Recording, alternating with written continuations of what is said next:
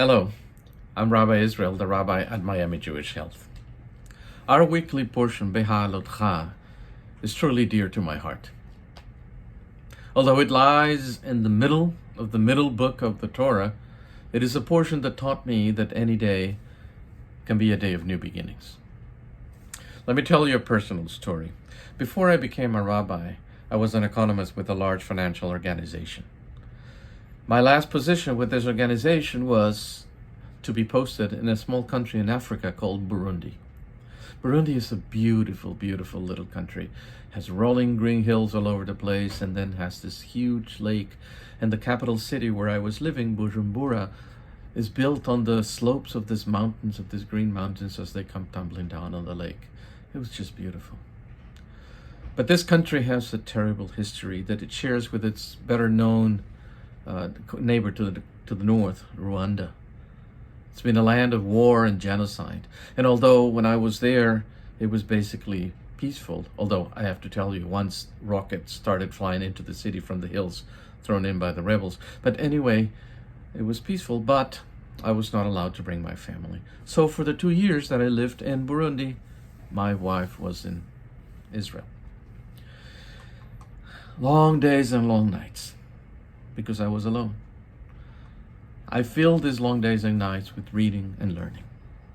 Now, when I was there in Burundi, I decided, why not read the whole Torah systematically every day and learn it slowly and, nicely.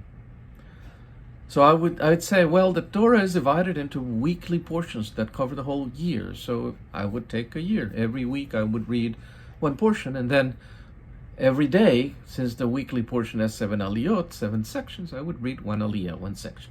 So reading one aliyah, one section of the Torah per day, I would complete the whole Torah in 1 year. Good idea. The problem was where to start. You see, I could start to read the Torah from the beginning, right? That's a normal thing. When we start reading a book, we start from the beginning. First book of Genesis, when God creates the world. The problem with that is if I would do that, then I would be out of sync with whatever people were reading around the world, the portion that they were reading around the world that particular week. Every year I would be completely out of sync. That probably didn't work well. The other thing I could do was, decide I would read the whole Torah in a year, and this was the month of May, so maybe why don't I wait until October and I read with everybody else? Well, I needed to do something. I wanted to learn Torah. I was not willing to wait from May to October. So what did I do? I took the portion right there in the month of May, whatever date it was in May. I said, well, I'll start there. And what portion was it? Behalotcha.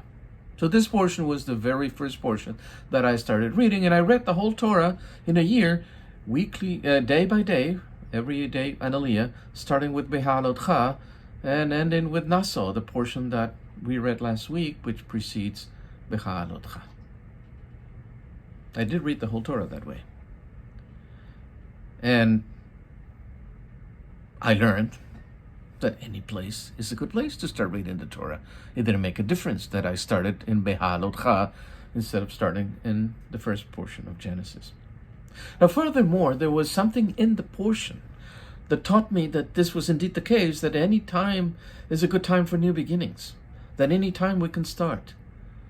And it is the following. Twice in our portion, it says, just 5 verses apart, the people on a sign of the Lord would stop in their wanderings, and the people on a sign of the Lord would start again in their wanderings in the wilderness. The column of fire would stop them, the column of cloud would stop them, and then the column of fire or of clouds will tell them to go. Why would it say that twice?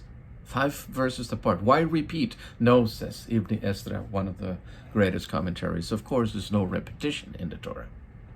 What this is telling us, the fact that it's said twice, is that it is a device used by the Torah to tell us this happened all the time.